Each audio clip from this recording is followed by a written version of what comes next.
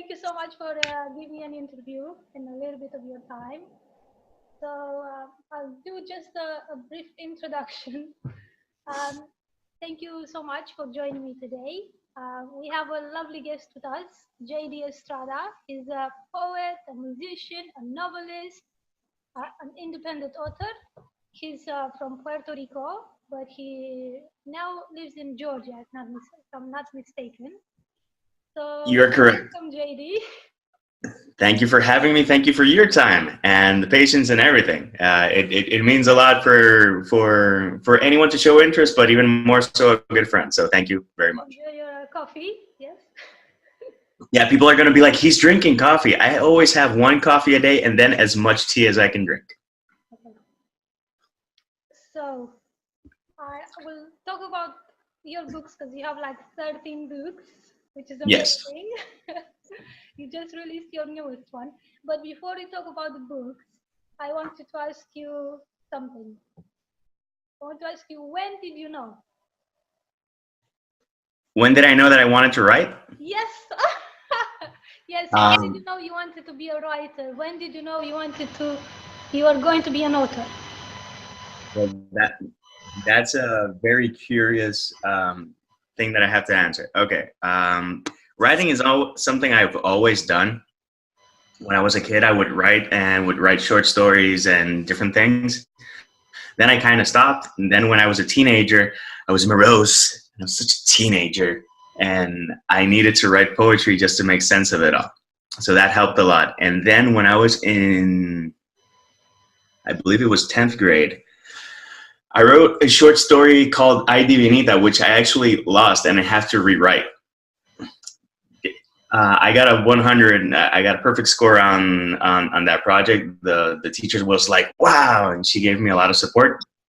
Next story that I wrote, she wasn't as impressed because I tried to write a detective story, and she's like, "The other one was so original, and this one is not." And I'm like, "Ow!" But that was a good lesson. Graduated high school, went to college. In college, I studied psychology, and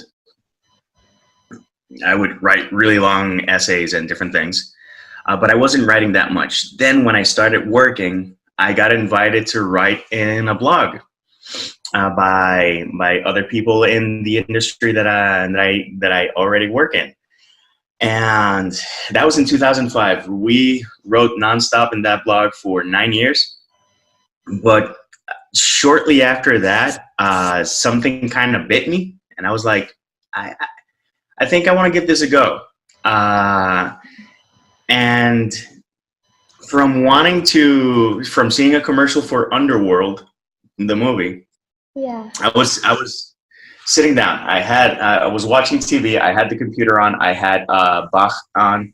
I had some harpsichord music from Bach. And all that connected. And I was like, I'm going to write a book. And that's when I got the idea for Only Human. I love that cover, by the way, and the book. I love it. It's like so good, especially the ending. I love the ending. I have to get back to reading your next one. Your next one, the next in the series, Shadow of a Human. But we'll talk about your books a little bit later, maybe, because you have, as I mentioned, you have like 13 books. You write fiction, non-fiction, poetry, so there's a lot of good mix in there. Good cocktail. I like variety. Every time I go to an ice cream shop, I order something different, and the same when writing. I like trying different things. Okay, so let's talk about your 13th book, which I think in your case is going to be a very lucky number. Yes. Given to fly. 13 is one of my lucky numbers. I have two lucky numbers. My lucky numbers are 4 and 13. 4 is a number that has repeated throughout my life, and 13, I was born on a 13th. So, and people have always been like, "Oh, 13th," and oh yeah, you're on 13th of August, aren't you? I think, because I was reading your Amazon bio, and yeah. I was thinking to do an introduction of using that, but I was like, that's a bit long, so I'll just let him speak, because it's always better. I always enjoy it when the other the author speaks. It's the same birthday as Fidel Castro, which isn't cool because mom is Cuban and no. And it's the same birthday as Alfred Hitchcock. But I also share that birthday with another indie author from Australia, which is Bianca Bowers. Oh, really? Huh. Yeah, That's cool. cool. And from another good friend from another social media, I share that birthday with a couple of people, and it's always fun when it comes to our birthday time because we all write each other, and it's like birthday brothers and sisters, and I love that. Yeah. That sounds fun. Yeah. I know Bianca a little bit. I just recently met her online. I think it was via the Sock Saturday. I think, yeah. If it's true, my thing is sock it to me, and the things that she never has socks, and she does practice yoga, Yeah. and she does some some intense poses, and the idea of sock it to me, I actually have to post a picture later, and I changed the dynamic of that.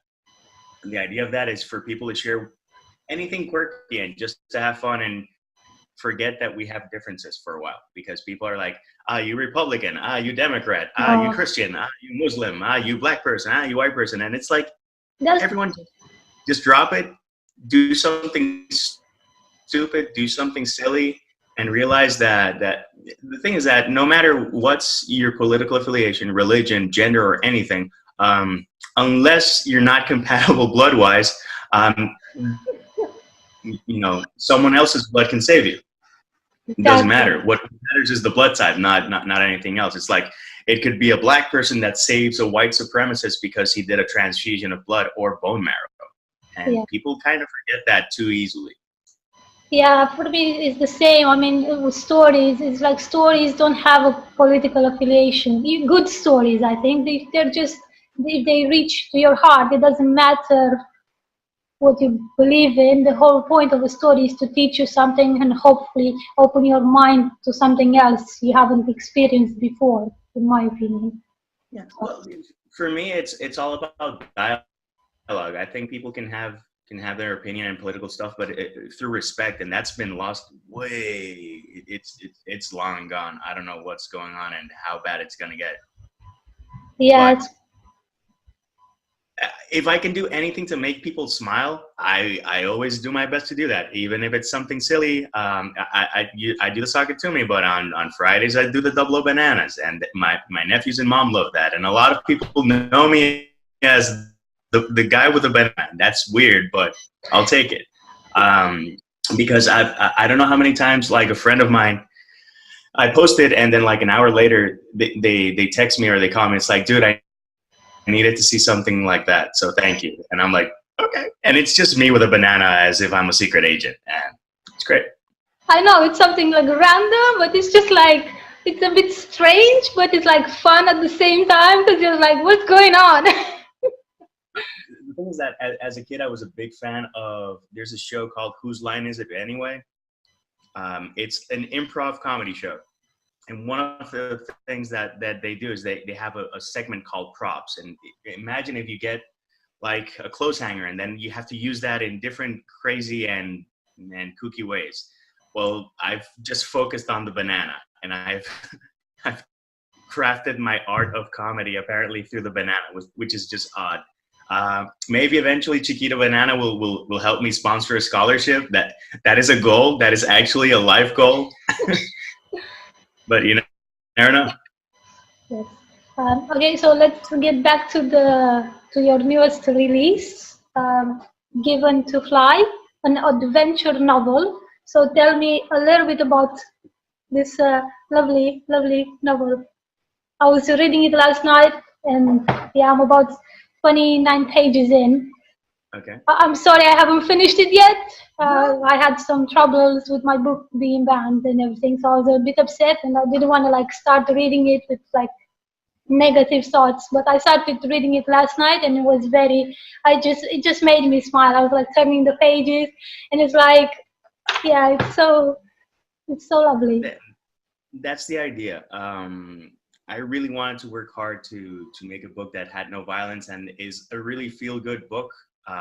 without being cliche, I'm a really big fan of the fantasy genre, and some of my favorite books and works and stuff that has always stuck with me are fantasy.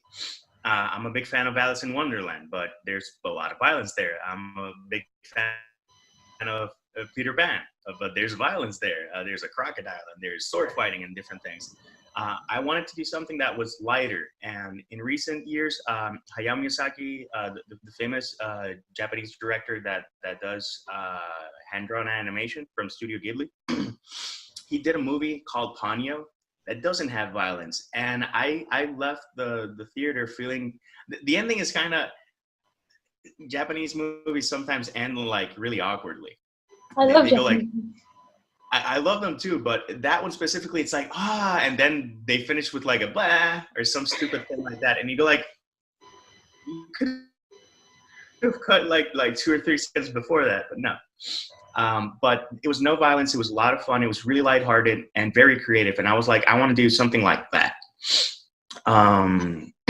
It definitely has a very good feel to it from what I've read so far. And I just want it to be fun. It's like the Daydreams on the Sherbet Shore. Those are my middle grade short stories. And the thing is that those are short stories set in the world of dream, or Draem, which is Draem. I purposely misspell it because I think that, and I also, instead of reality, I call it reality, because sometimes reality gets things backwards and so do dreams. And it's just, I love quirky humor, I love puns, and I love stuff that you go, where did that idea come from? And it's always for me the challenge of what would I like to experience, what would I like to live, what would I like to taste, what would I like to smell, what would I like to feel in terms of texture, and I explore a lot of that in this book, because I also did an introspection, and I wanted the protagonist to be a young boy, and I was like, when was I the nice version of me as a kid? Because I was never a bad kid, but I always had some interesting things that I did as a kid that I just tick people off because you're a child and you can get annoying. Thinking of everything, I was like, I think I was nicest when I was 11. I didn't hit anyone. I didn't insult anyone. I didn't throw a fit. That was a good year. A really good year for me was year 11. So that's why John is 11 in the book. And I wanted him to be playful and wise at times, because I've seen when both of my brothers talk to their sons, my nephews come up with some really smart gems of knowledge that you go like, how can you be that wise for 6 years old? And then there's something that a child would do. And I like that. I like that juxtaposition. And I've met kids that you go like, you're like an old soul in a kid's body, but you can still have fun. So I wanted to include all of that. That's exactly what I love about your story and other stories with the younger protagonists, but like your story in particular, because it has John Rivers, by the way, an awesome, very memorable name, and I think it's gonna stick very well. And he's a kid, but as you said, he feels like an old soul. Like I was reading the first few pages, and I don't want to give spoilers, but there's a scene in there where it shows how thoughtful he is, when maybe not even adults would think about something like that. And yeah, I don't want to give it away because you just have to read it. I think that kids are a lot smarter than we give them credit for, and my nephews, they have some really emotionally intelligent moments that you go like, how did he know the perfect thing to say? If my mom, their grandmother was having a bad day or something, they know the perfect thing to just brighten up her day, or my brother's day, or my sister-in-law's day, or even my day. They have a knack for that, of saying like the right thing at the right moment, that you go like, there's just no way that you thought that through, and that was just pure love coming through. And you know, it's, I like that. And kids nowadays, they get a bad rap. It's like millennials are like this, and kids, oh my god. And I wanted to also write something that's for kids. That because everyone's playing Fortnite. That doesn't include a gun. Because I've played video games my whole life. I played Mortal Kombat when I was like 12. I've done decapitations and stuff like that. But to the point that kids are doing it today, maybe it's just because I'm almost 40 and I worry more. Yeah, But no, I worry as well. Like, it's, I wanted to offer something that has no violence. And people go like, wow, that's different. And it's weird that people say, wow, that's different. But yeah, it's fun. no, I think it's unique. It's not like you want to be a different voice. You don't want to be like anyone else. You know, I mean, You don't write for the market, and I don't write for the market. exactly. I mean, obviously, I know you care about your readers, but you also write what you like, because ultimately what you like, other people will like as well. There's no point to write if you don't like it. You'll burn out and you'll feel horrible. What's the point? Like, why would you write if it would make you happy? You know, I already have a day job. I already have to do things to earn a paycheck. So with the writing, I do stuff that I love and that I really believe in. That's why I write so varied. Yeah. This year, yeah, this is a middle grade fantasy book, but the other two books that I released this year are nonfiction, which Peace, Love, and Micro Rules, which is kind of self-help, and For Writing Out Loud, which is from my blog, which is also kind of self-help. And people say, people write self-help books and they write them off. And I'm like, you know what? I've had the pleasure of writing stuff and getting private messages from around the world. And someone, it was really, really, really, really, really impactful. They were like, thank you for writing what you did. They wrote me privately. Because reading that, I felt okay being myself. And I was like, wow, you don't even know what to say to that. It's something that you wrote because for me in my blog, I write stuff that I have to process because and I go like, if I have to process it, someone else probably has to think through that and go through that experience. And to connect with someone with something that you wrote and know that you genuinely helped. And last year at the Puerto Rico Comic-Con, I had a booth and a reader came by. She had actually bought a poetry collection in 2016. She came back last year. And she was like, I love this poetry collection, which is Dark Strands. And she's like, and I really like a poem called The Box. And I'm like, that's the one that I wrote about my dad when he passed away.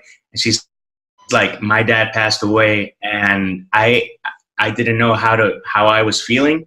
And when I read that, it made a lot of sense. And to have that very private moment in a comic convention is weird, but very lovely. And I've had that happen, man, a lot. And people are really kind enough to share those stories and to write me. And sometimes people write me, oh, do you have any advice for this? And I'm like, I'll do a video or I'll do a blog post.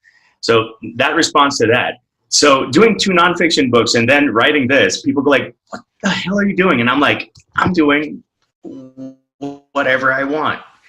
And also getting people used to the idea of not knowing what I'm going to publish. It's like, what's next? Stay tuned. It's going to be weird. You're like a magician. You catch people by surprise. You have different skills No, I like that. Bruce Springsteen has a song called "The Wrestler" from the soundtrack for the movie The Wrestler, and the line says, "If you ever seen a one trick pony, then you've seen me." And my intention is to never be a one trick pony, and to kind of be a Renaissance geek. You know, I do different things and I write different things and I do music. and I bodyboard, and I like to enjoy candy and beer and sushi and different things, just to explore and expand as much as possible, and invite people to do the same. People say, "Whoa, so what if I don't like that food?" And I'm like, then it's going to be a great story. I don't know how many times I've tried something that's awful on video. If you see my Instagram, I just ran out of random flavors to try of yogurt. But I think the funniest one, Faye, had a yogurt that was coconut curry, which is awful. Or at least it's awful for me. Maybe someone loves it, because if they released it, not in a yogurt. It's like, try to imagine, I don't know, like a pizza flavored yogurt. It would have tasted like pizza, but just the consistency and the yogurt aspect just throws you off. And just my face says it all. And again, people in Only Human and in Given to Fly and in different things, I like to describe flavors of things. And people say, "How did you get the idea for that?" And I'm like, by trying a lot of different things. That makes a lot of sense. Yeah. If I go to a farmer's market, I go like, I haven't tried that fruit. I look at the price and I say, I am going to try that fruit. But there's some things that I would like to try, but there's a horned melon, which is yellow, and if you cut it, it's green on the inside. It's $9.99 a pound. And I'm like, well, yeah, but you tried once.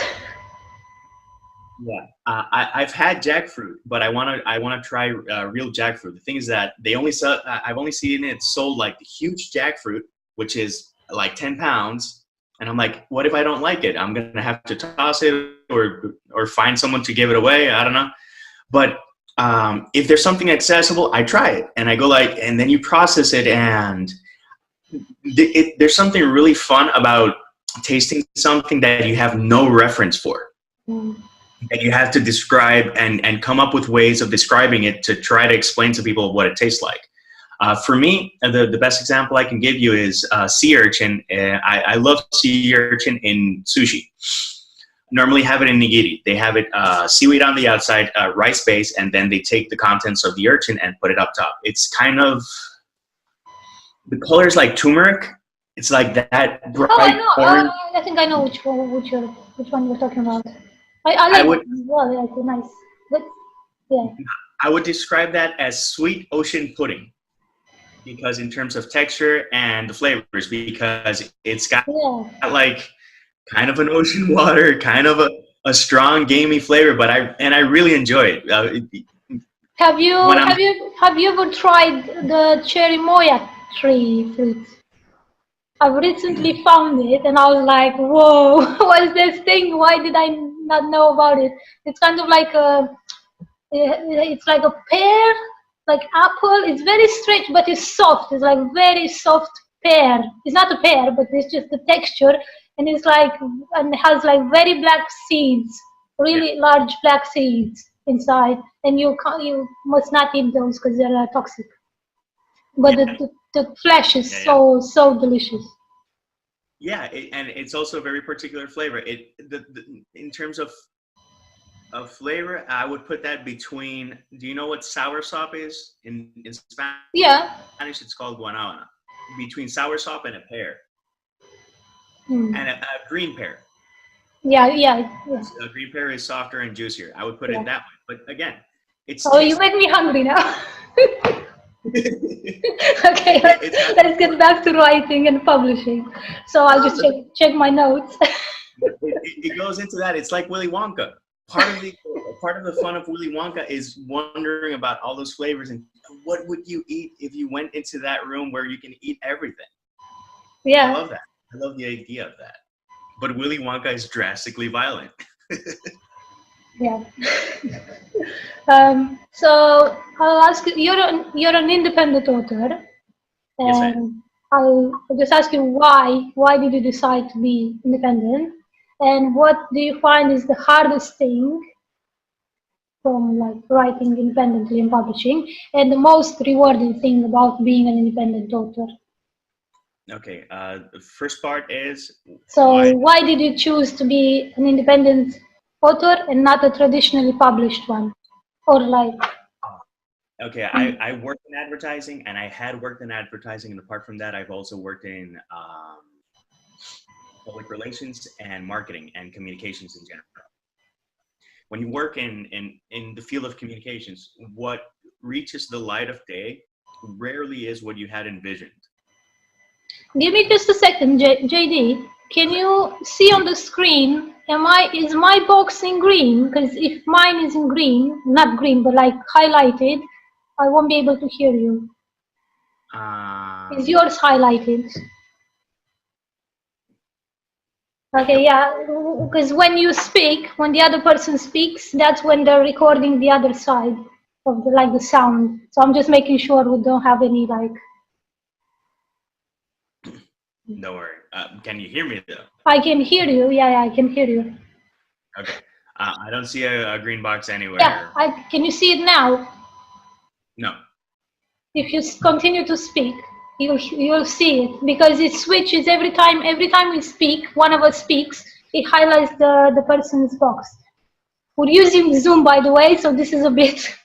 That's why we're having these technical issues. Okay. So if you speak, it should highlight your box. I see the little screen of me, but now that I'm talking, it's not highlighted. I can see it highlighted now. It's fine. Okay. Don't worry. Okay. Yeah. This is the first time I use this program, so I'm like, yeah, let's hope it's second time. I only wanted to use this because you can do share screen. So I'll just share your Twitter. You can see all the books, except you haven't updated. It's missing 3 books. I really have to update that. Thank you. So we have like 12 books, I believe, here. No, I think it's 11 there. 6, 7, 8, 9. No, 10. Yes, 11 books. Yeah. 1, 2, 3, 4, 5, 6, 7, 8. Oh, there's only 10 here. Oh, 1, 2, 3, 4, 5, 6, 7, 8, 9. Yes, 10. I'll stop the share, but if you guys want to check his Twitter, this is it. Now it's missing the 2 nonfictions and Given to Fly. I have to update that. Thank you. It's one of the things that as you publish more books, you go like, I still have to do this, but I think I've done pretty well for the launch. I've done interviews, guest blog posts, done different things. People seem to be enjoying and were interested before I published. Going back to your question, when you work in communications, you have an idea. This is the idea. It gets revised and revised and revised and revised and revised and revised and revised. And what comes to the light of day looks kind of like this. So it started like this and then ended up like this. And I wanted to publish at least a couple of things that was my vision. If it has my typos, if it has my mistakes, if it has errors in continuity or whatever, it's my mistakes. It's not because of the process. It's not because of everyone. And I can own up to my mistakes. When everyone's involved and then there's a really big mistake, it can kind of bother me because I go like, would I have left this mistake, or was it part of the process? And then you're like, but the main thing is the idea. And I wanted people to have like a true sense of who I am as an author, what a story from me would be like and what it would include. This has been without an editor. Some people might criticize that, but I work hard to be a good writer and a good editor. And if there's a typo, some people are kind enough to send me a screenshot, and I try to fix it as quick as possible. It happens. Well, that's the beauty of being an independent author. You get to fix mistakes as soon as possible. If you were traditionally published, that would probably take months, or you wouldn't, you might not even be able to change them after a while. Exactly. And the thing is that people say, oh, indie authors have a lot of typos and mistakes. I've read some really, and books that I've enjoyed that are traditionally published that have a lot of typos and a lot of formatting errors. Oh yeah. And I love the formatting on your book, by the way, which is very, I don't know, it's very easy on the eyes, and it's just, yeah, I don't know, I like the font you used, and I like I won't show pages because I don't want to give spoilers, but I like the way you even did the number, the number of pages at the bottom of the page.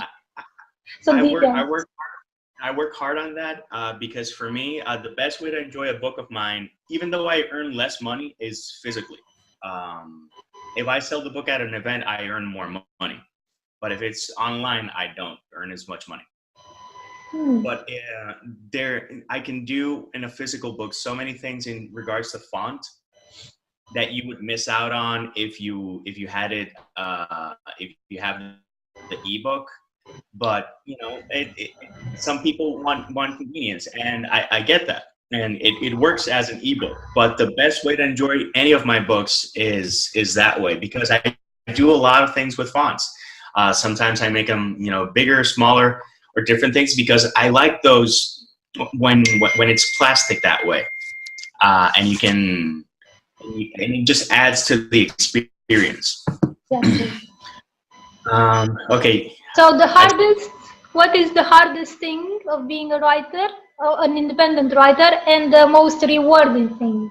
Okay, hardest, it's like a 3 or 4 way tie. Hardest is the juggling act. I have a very demanding day job, and time isn't always on my side, and you have to make time. People say, oh, I don't have time. Unless you have kids, you have time. If you have kids, I've seen the situation. I know the dynamic. I know how demanding that is. So and I don't have kids, so I can't talk about that. But I have a really demanding job. I work hard to maintain work-life balance and be there for my wife, for my mom, for my friends, and for anyone. And I can still write. And you know, even in a crazy year like this year, I've released 3 books. So in part, it's me saying, you can do it. It's not easy. It's not necessarily pleasant, but you can do it. That's one. The other thing is getting reviews is always going to be a huge challenge. And it gets to a point where it's like, do I have to dress like a prostitute and offer my body so that you can give me a review? It's drastic, because people don't know the power of one review. One review will most likely lead to 1 sale, and it's a chain, and it's word of mouth, and people. What I find fascinating is that people go like, oh, so when's the next book coming out? And I'm like, when's the next review coming out? Or did you leave a review? Yeah, I think people don't. Sorry, I apologize. I think people readers don't realize that even a brief review, just saying, you don't have to write whole passages, just like something sweet and short, it's enough. You know, it helps a lot. And I think you can always go back and edit the review later on if you want to add stuff. So. But for me, I've gotten short reviews. What I always ask people is that they only leave a review if they really read the book. Because on one occasion, I actually asked someone to take down the review because they hadn't even finished my book, and they left a positive review. And I'm like, that's not what I want. That's not the idea. That's not the intention. I appreciate the sentiment, but it goes against who I am. Yeah. You want honest reviews, don't you? Because that's how you're going to improve as a writer. If you, I was doing an interview, I was answering some questions for Bianca, by the way, and there was a question there, like if you have paid for reviews and stuff like that. And that's like, why would you want to pay for reviews? I mean, obviously, let's not get into it, but why? Why would you want to improve as a writer? You want to, and how are you going to know the difference when you release a new book if you've paid for reviews before and you pay for them now? You're never going to know how the book is actually received. Yeah, and I've seen some very unsavory things and practices that some people do. It's like right now, I would say, leave me a positive review and I'll leave you a positive review. I've had people write to me to do that, and I go like, no, thank you, and then I promptly unfollow, and if they insist, I block. That's not what this is about. Uh, I am friends with a lot of indie authors, and I read a lot of indie books. Right now, my challenge is that reading on my on the iPad, it's just killing me. And I start and I read a page and I go like, I just don't want to look at a screen. Mm. And I have a ton of books, and I'm reading through all those books. But people I care about, if I have to give an honest review about it, I'll give it. And if I give a 5-star review, it's because it's a 5-star book and I really enjoy it and I want people to read it. And I think it's worth being in their collection. The same with a 4-star review. If I review something that's 4 or 5 stars, odds are it's worthwhile reading. If I give something 3, then it gets dicey. And I will probably recommend people to try to find it at their local library. 2 is well, at least it's functional, but I didn't enjoy it. And 1, I've only given 1-star one-star review.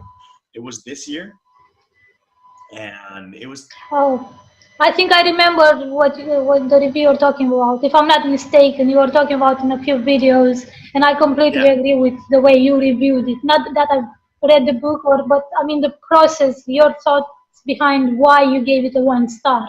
I mean, my personal opinion is like if someone invests time in reading your book, it's like why should you be upset if you get a low star review? Why be upset with the author? I mean, I'm sure the person had um, your best interests at heart. Not everyone is out there to get you. They just wanna, especially if you've given from your own time to read someone else's book, and you struggled even so, but you finished it. It's like I think it's worth to be. It deserves to be appreciated. Just yeah, it's bitter if you get a 1-star review, 2-star review, but I would prefer getting a 1-star review and being told why the person who read it felt that way, rather than maybe not even get a review or just getting like, oh yeah, it's great, and behind your back the person is like, oh, it was crap. Like, exactly. And for me, I was really honest. Then we exchanged emails. Obviously, he wasn't too happy. And I said, there's issues with this, there's issues with that. I'm the stories are originally in Spanish and it got translated, and I think a lot got lost. And I told him, I think a lot got lost, and I was having a lot of trouble. And he's like, 2 people who are professional translators worked on it, and I'm like, it could have been the hope. It could have been the end all of translators, and it's still poorly done. I don't care about experience, and I come from an industry where people say, well, 5 years ago I won I don't know how many awards, and I'm like, okay, does your company still have that advertising account? No. Is that company still afloat? No. Then awards and accolades mean nothing, and you're only as good as your last book. And you should always strive to do your best. But yeah, I was honest. I was open. He was upset, and I don't think he took on board the things I said. If he did, and I really hope he did, I still wish him the best. I know he probably hates my guts, but I'm not going to give a positive review just for the sake of giving a positive review. But going back to the question, getting reviews is a challenge. It's just hard. Sales come and go, and sometimes there's no rhyme or reason to them. And I'm not the type of people say, oh, you have 13 books. I'm not keeping track. And I'm like, yeah, because I'm not constantly giving you advertising for the same books. I'm more interested in trying to have a positive impact and having fun. I use social media to have fun. I do the sock thing. I do different things to challenge myself creatively. Sometimes that takes over advertising and promoting my work. And I've worked hard on trying to promote my work more. but it's just not in me to constantly shoving my work into this space. And the most rewarding thing, the things that I mentioned, the honest reviews that I get, the in-depth reviews that I get, you know, I read everything, the connections I've made. You know, I have people who read me in Belarus, in Pakistan, in Nepal, in Japan, in Australia, New Zealand, the UK, Romania, Canada, US. You're from Romania, but I'm from Romania, but I live in Manchester at the moment. I just recently moved here. I was living in the south of the UK. But yeah. No, but that and several other countries, and to know that something that a guy from a little island in the Caribbean wrote was read by someone a world and a half away, and that they enjoyed it. That's very powerful and very gratifying. It's not something you can unless you experience it. It's not something I think anyone else can understand, because it's like when I post a song or something and someone randomly from YouTube say, "Oh, that was a great song," and I go like, "Who's this person who's never watched a video from my channel?" And they somehow they fell into the song and they enjoyed it enough to leave a comment. To me, it's that's what's gratifying, and it's gratifying that people can get a sense of what for me is a very me story. All of my books are pretty me. The nonfictions, people say, I can hear you, and it's like having a chat with you, which for me is very important.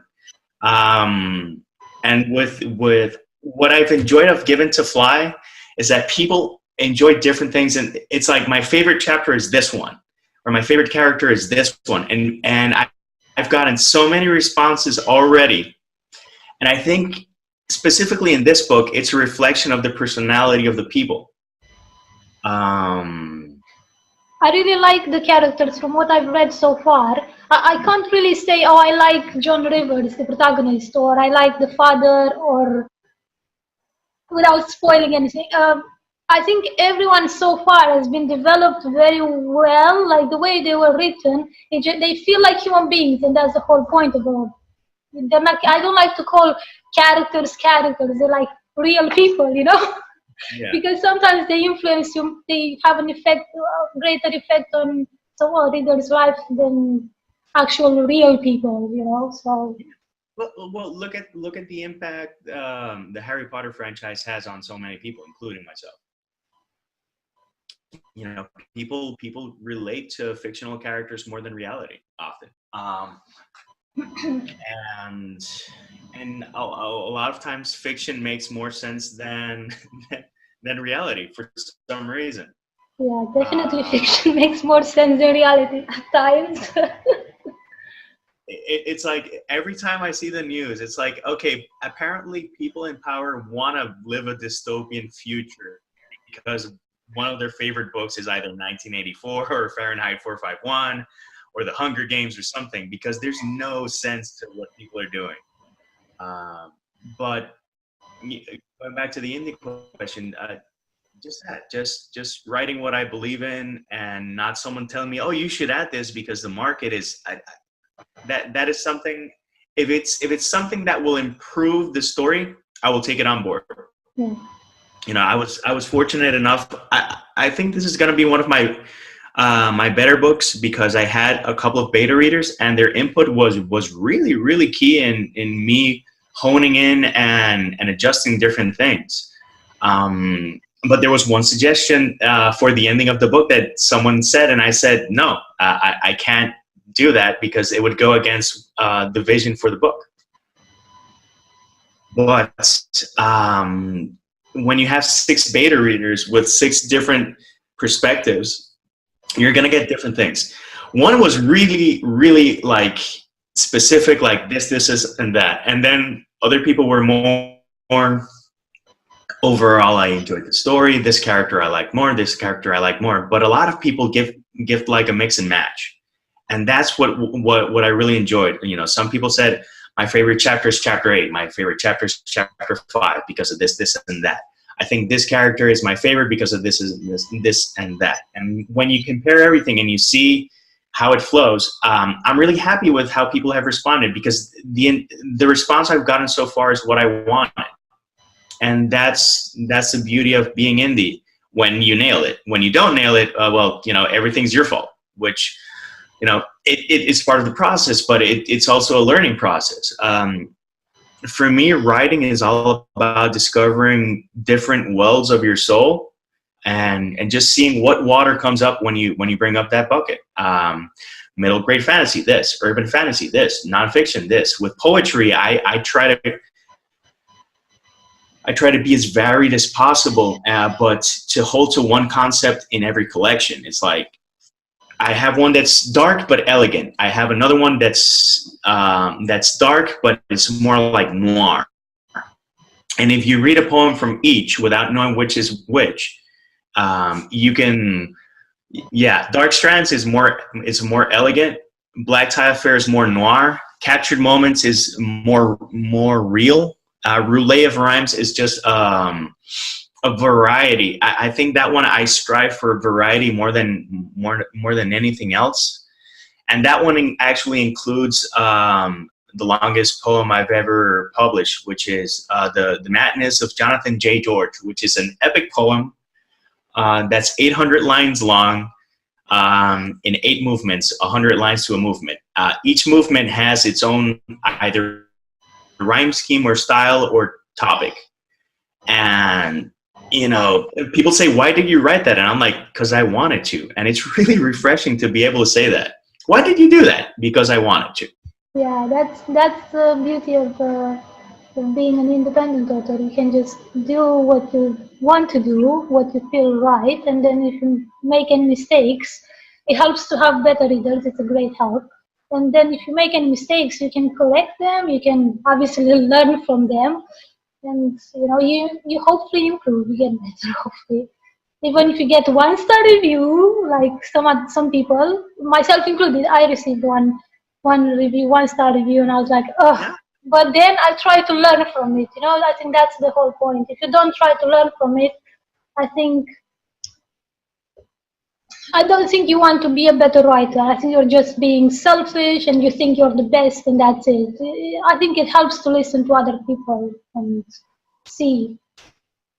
It's all about knowing when to check your ego, and being proud of what you do is not the same as having an overblown ego. Yeah. Well,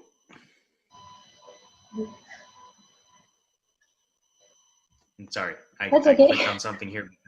I've been switching the windows because I'm not sure how the video is going to be recorded, like if we're going to have both windows at the same time or not, so I'm just playing with them a bit.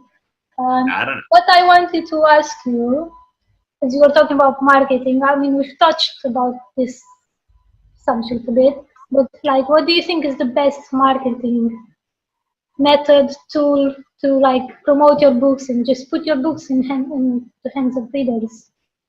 I'm not the best person to ask that.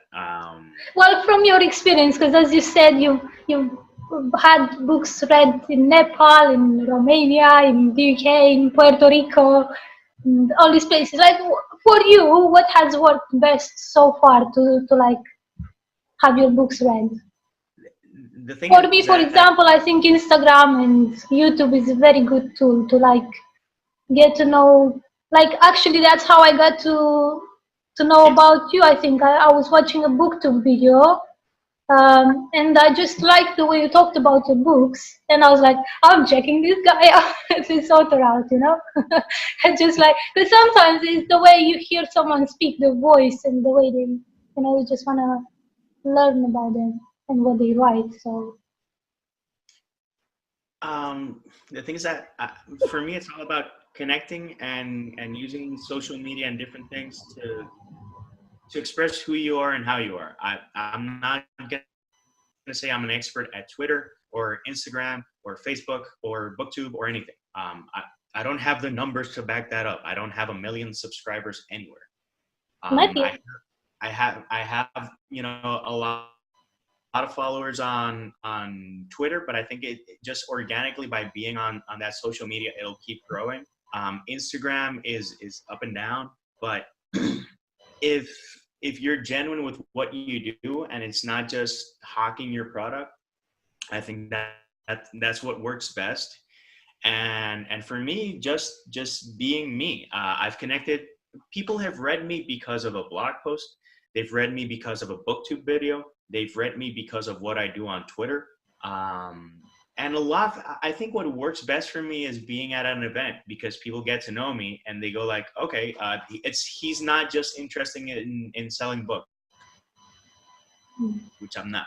Yeah, I want to sell books. I would like for this to be my livelihood one day, but I also want to do other things. I want to help other people. I want to help other causes. And for me, people also see that, and I think it's just that people can smell bullshit a mile away. Yeah, by the way, about helping others, you did that thing with Humans for Puerto Rico, I think. I do Humans for Humans efforts. It started with Hurricane Maria was Humans for Puerto Rico, but it's part of Humans for Humans, and it's just something that I'm going to continue working on. If I see someone that needs help and I can give a hand, I will. With Puerto Rico, people say, "Oh, what companies or associations should I give money to?" And I'm like, I don't know. I don't know who you can trust your money with. When I did the one I did in August, it's because I know the person who was organizing the effort personally. It's not someone that I've seen on the news. It's someone that I worked with, someone who I've talked with, someone whom I've shared lunch and conversation and hugs with. You know, it's someone that I trust. And I'm like, if you want to help a cause, help this cause, because I know the person and I know the money's going to be put to good use. And she sent me the pictures of the kids with the school supplies, and that was beautiful. But it can be that. Right now, all the proceeds I get from ebooks are going to go to EB awareness, because the title of the book, Given to Fly, is from my favorite song from Pearl Jam. They're right now pushing hard to support EB awareness, specifically the lead singer Eddie, and I want to do a donation at the end of the year. And people say, "Are you not going to keep anything from it?" It's not like I make a ton of money off my books, anyways, and I can. So if I can, why not? And if you need another reason, some of the things that I do, you can deduct from your taxes. But a lot of what I do, you can't. I've supported people that have a lot of GoFundMes. I have a friend that was unemployed, and she has a daughter with special needs, and I shared her link, and we were able to get her some money to push through a month. And that month, that little window helped her to get a job and get some stability. You know, she's not out of the red, but you know, she was able to get past that, because I shared something and another person shared something and another person shared something, and everyone chipped a bit. It's not like anyone put in $1,000 or anything, but $5 here, $10 there can make a difference in someone. People who are going through cancer treatment, that they can't afford it. I know about that because mom is going through her own treatment, and we've been really lucky with donations from medications for different things. For me, it's all about paying that forward. You know, if people were nice enough to donate a medication that's worth $6,000 to my mom, it doesn't cost me anything to donate $100 to a cause. Yeah. And I'm actually shortchanging the cost, but since I don't have more money, I can't donate more money. And yeah, but you do what you can, and you know, I think writing books and like donating even a little bit, I think it helps, because you never know how much it matters for someone. You know, even like $1 or a pound, wherever you are, you never know. Like it's like, I don't know, it helps a lot, I think. If you, and it's up to you. If you want to do it, why not do it? You know what? That's the whole point. You don't have to answer to anyone. It's just your choice, your work, and you can do whatever you want with it. Yeah, and I think we can all do more. I can definitely do more, but I try to, if I have an opportunity to help someone, and the thought to help that person comes across my mind, I try to act upon it. Last year, I saw a guy that Huh? Oh no, I just wanted to ask you something. Last year I saw a guy that he was clearly homeless and was asking for money, and then I passed by him, and then I stepped back and I'm like, did you have lunch? And he's like, no sir. And I'm like, would you like to have lunch? And he's like, well, if you're gonna go. And I'm like, where would you like to have lunch from? He's like, well, there's a Chick-fil-A there. And I'm like, what do you want? And he's like, I can just have the sandwich. And I'm like, I can get you like a meal. What do you want? And then he told me that he wanted a classic with Sprite and fries. And I was like, do you want any sauce? And he's like, what the hell's going on? So I bought the food and I gave him the food, and I had a meeting, so I couldn't, have my food with him, but I was able to get him a meal.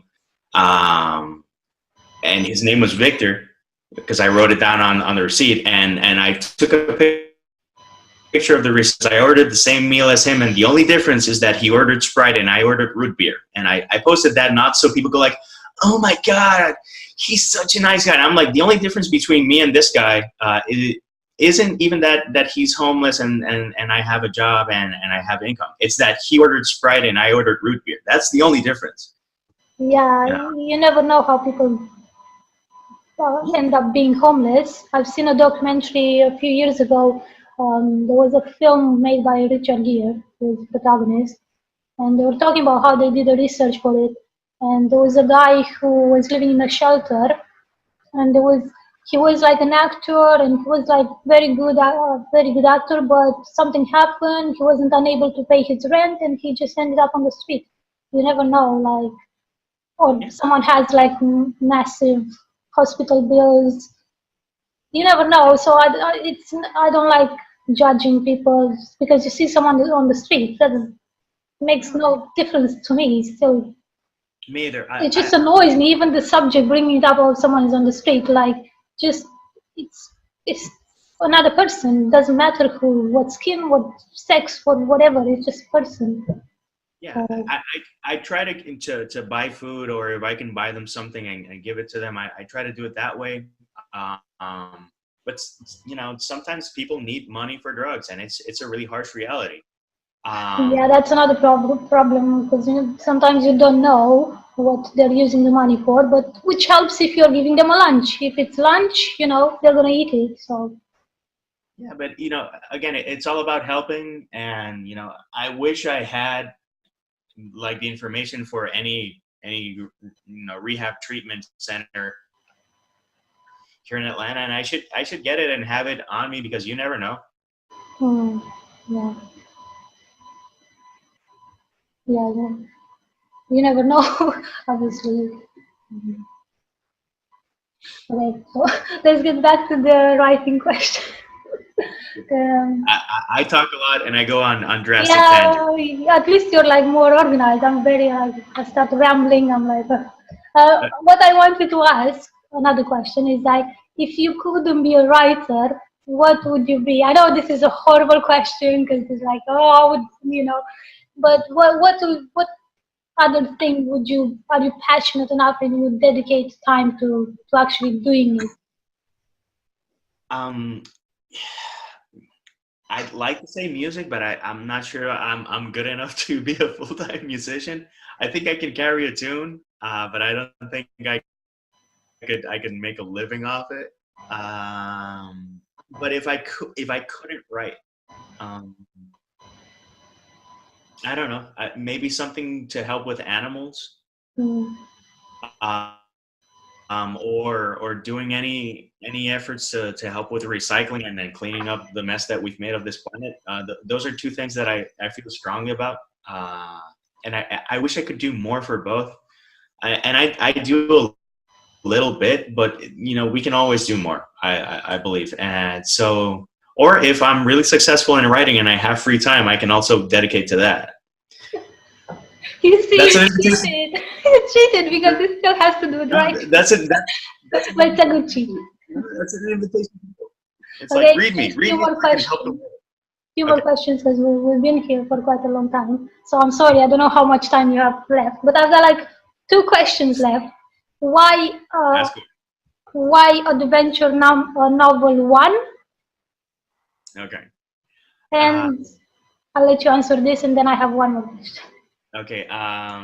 While I was writing it, it was very refreshing to write, and I think we need more books without violence. And I write. You've read Only Human. I write pretty violent books. I think they each have a place, but I would like to offer more things without violence, and something that could get a kid interested in reading. For me, that's very important. I think people say, "Oh, every day people read less," and I'd like to do anything to try to, to change that. The first book that really hooked me on reading was The Lion, the Witch, and the Wardrobe, and I read that when I was like in 3rd or 4th grade. So I was like 8 or 9, and that book connected. And I would like to do my best to write something that, first off, that a kid from Puerto Rico reads and say, "That was a Puerto Rican author." That's part of the challenge and the charm. And the other thing is that.